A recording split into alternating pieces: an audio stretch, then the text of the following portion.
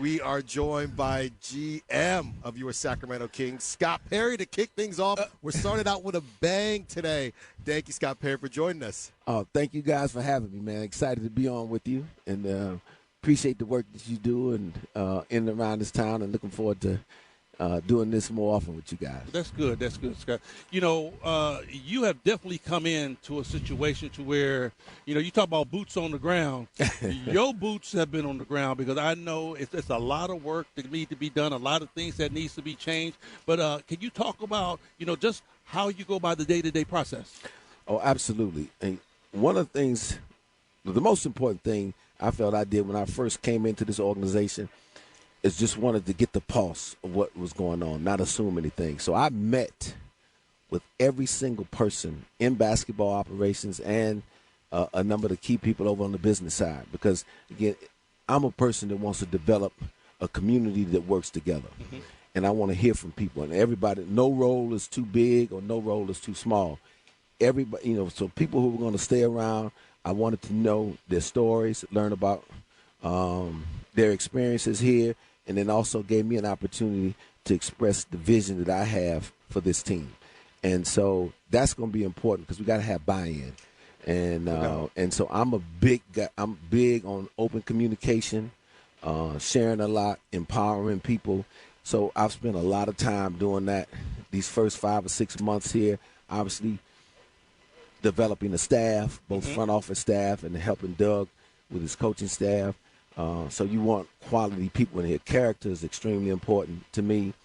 And then lastly, I came in, and there's nothing more important than establishing an identity of who you're going to be, how you're going to work, and what does it mean to be a Sacramento King.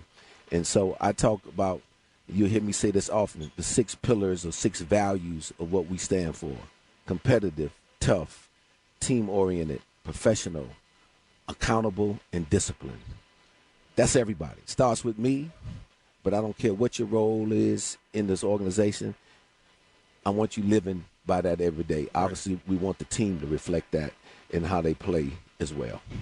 Talking to Scott Perry, GM of the Sacramento Kings. Scott, a couple different rumors have been out and about. I'm sure you're used to it, but a couple different rumors floating around throughout the summer. And one of the guys walking around that we see is Keegan Murray. Mm-hmm. People keep hitting me up on the text line, on the call line. What's going on with Keegan's extension? Mm-hmm. How much can you share with us about what your plans are for Keegan and where you would like this to go? Yeah, no. We like Keegan Murray. Obviously, I haven't had a chance to work with him on a daily basis, you know, with practice and those things. That obviously begins tomorrow. But I had a lot of respect for him from afar, just the type of character that he brings to his day-to-day life. I mean, he's the kind of person you want in your organization, because he's about the right things. He's a hard worker. He's about the team. I believe he really likes it here in Sacramento. He's 6'9". He's very versatile at both ends of the floor. So that versatility allows you to do a number of different things with your roster. So we'll continue to getting to know one another, and hopefully we figure out a way that he's going to be here with the Sacramento Kings long term. You know what? You talked about the principles that you put down, and I was listening to you, and that sounds like your head coach, Doug Christie, from top to bottom. Yes. You know, I said earlier on in the broadcast, you know, no matter how things go, I know it won't be from the lack of trying, the lack of hard work. Can you just talk to us about how diligent Doug Christie is as a coach and how hard your man works? It has really been a pleasure watching Doug work. And like I said, I knew him a little bit before here because I worked here 8 years ago, and I met him when he was a player, first with the Toronto Raptors. So and then obviously got a chance to watch him play a lot here in Sacramento. So you saw the toughness, the work ethic, all of those, the competitive nature in Doug as a player. Now, fast forward to him, is Doug Christie, the coach. A couple things really stand out for me with Doug. A is his voice. He has got a very natural voice that command the room. I think he has a lot of natural leadership skills and the ability to unite people. And for a head coach, and me as being a former head coach in college myself, to me, that's one of the most important characteristics you can have is the ability to communicate and get people to buy in to the vision and playing together. Doug brings that to the table. The other thing that's really impressed me over the summer is Doug's thirst for knowledge from the coach. And I've worked with a ton of head coaches in this league, and really he stands out to me in that capacity in the top 10 percentile in terms of saying, hey, I don't have all the answers. I'm trying to learn at every turn. And so the type of staff he assembled reflects that because he's added a lot of great experience to the staff. Trips that we've made this off season. I was fortunate enough to have a strong relationship with the Pittsburgh Steelers organization. I know Mike Tomlin very well. He's a friend of mine. So we were Doug, I, and B.J. Armstrong. We all went to Pittsburgh Steelers training camp for 3 days, and even though it's a different sport, but you watch, and in my opinion, Mike Tomlin is one of the great leaders in any sport, right? And just his ability to command the room, communicate, and organize. Now you're talking about, a roster of 53 guys, and there's 90 at training camp, and just Doug having the opportunity to sit down, ask questions, the note taking. He was involved in every meeting and things, and just watching him do that was invaluable for me. It was a great experience for him, and those are the kind of things he's going to want to do each and every off season to keep honing his craft. And having that trait will give him every opportunity, I believe, to be a really good coach in this league. Talking to GM Scott Perry, and I love working with my guy Henry Turner here because this is turning into a bit of a good cop, bad cop situation, because I got to come with some of the tougher questions that everybody is curious about. Okay. So, Scott, I know you didn't think you were going to get out of here without at least a question about Jonathan Kuminga. And who's that? and this whole thing that's going on. I know the rules a little better than he does. Exactly. But just from a general standpoint,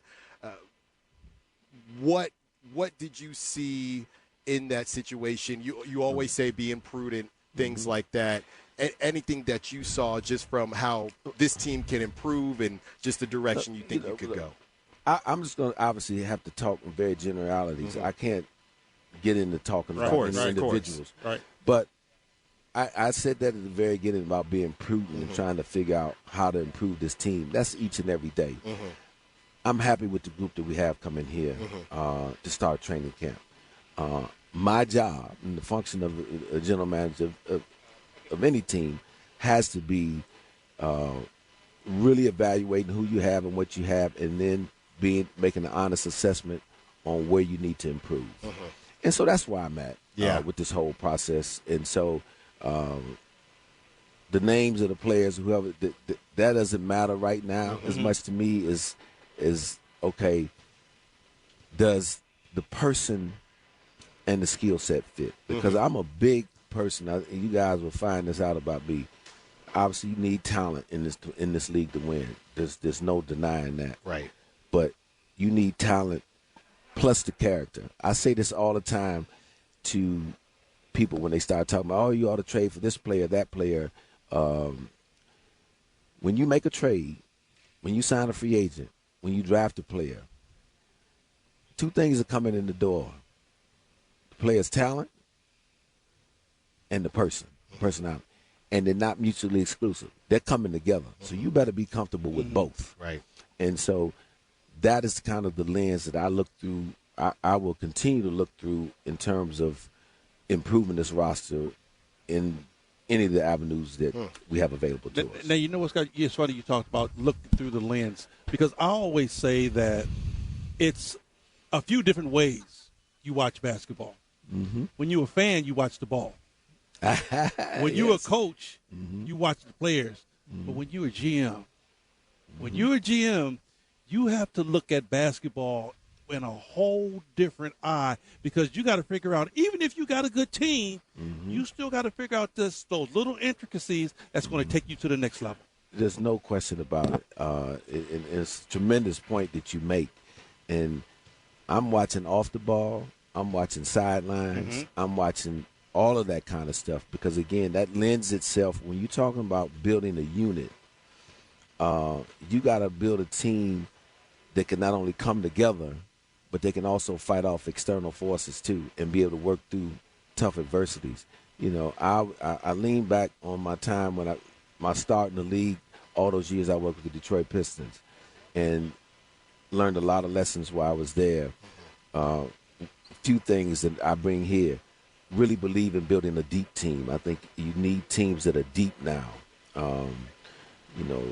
1 through 10 if you can, because that helps you sustain injuries. That helps you win a lot of games, your second unit being able to come off and outplay another team's second unit. The toughness factor and the competition factor. See, I look for a lot of the intangible things. If you notice those 6 things that I talked about in the very beginning, it had nothing to do with who jumped the highest, who shot the best, who runs the fastest. These are all controllable things that each human being has. Right. They have, but it's either coming from up here in the head or the heart. Man. And so preach, brother. Preach, brother.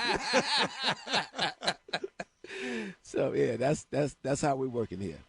Talking to GM Scott Perry. One more before we get you out of here. This is just one I've been curious about. Okay. Every Monday, you go about 4 or 5 a.m. at this point with the Monday motivations? I get up and work out every morning at 5 a.m. Sometimes I post it before I work out or some other times after. And just to confirm, because we have been asked, you are writing those. Yes, I'm writing. Look, I read a lot, of course, but all of those, I'm not just copying and pasting those. Right. I may tweak some things that I see, some messages that I see along, but I've been a big motivational person all my life. And I've been catching them too, man. You've been catching them too? Yeah. I'm watching from afar. And what I do with those, not only, I'm sharing those with the broad public, but I share those obviously internally too. Yeah. Because, again, when you're talking about building the staff out, man, I'm trying to do everything I can to make everybody feel like they got a piece of this thing, because they do. Yeah. And so that's real important. Because, bro, I mean, the word has to be buy-in. Absolutely. Buy-in. Yep. Everybody has to buy in. Absolutely. There's no question about it. Yeah, because I've been seeing them, and I'll get on my TikTok. Are you liking them though? I do. Okay. No, because I get into TikTok black holes where I'm seeing all these different videos. It could be Kevin Hart, whoever, right? Just having these motivational quotes. So I'm big on it. Well, I started it doing them internally a couple stops ago where I was working at. But what I started thinking, I said, maybe and I'm not a big social media guy per se, but look, we live in a world with so much negativity and stuff going on. I said, you know what? Part of our responsibility, let's get some positive energy out there from time to time, you know, because it's. To your point, you can get down these negative rabbit holes, and you may never come out. Right. And see, it's so easy to jump to the negative side. Yes. But it's hard. Right. To keep it positive. See, right. And so, in the office, they'll tell you, they hear me say this a lot. We have a decision: is the cup half empty or is the cup half full? I'm gonna always choose half full. It's easy to complain about what you don't have. Yeah. No. What do we have? Yeah. And let's maximize what we have, and that's the task for not only me and the staff, but the team as well. But that's the testament from where you come from. You say that again. Where you come from. Because you know where I come from, exactly. Right? Exactly. Where you come from. When you look at that cup, yes, you ain't never saying it's on the other end. You got to say, okay, well, how we gonna make this better? And there's no question about it. And that's the blessing really for me and us coming up in a place like Detroit, Michigan too. It makes you, you appreciate everything. So you would, look, okay, this is what I have. I got to make the most of it. Sure. No excuses, no explanation. I can't make a whole bunch of excuses about what I don't have. first of all, who's going to listen? Who's going to really care? Right. You know what I'm saying? Ain't nobody going to care at the end of the day. So if I want to make something for myself, of myself, I got to go get it. Right. And I got to take whatever I got to go get it and make it happen. Hey, we got a 20-pound bag of potatoes over there. Go get the grease and ketchup. We got Exactly. Scott Perry, thank you so much for joining us. This was a lot of fun. No, I enjoyed it. Let's do it again for sure.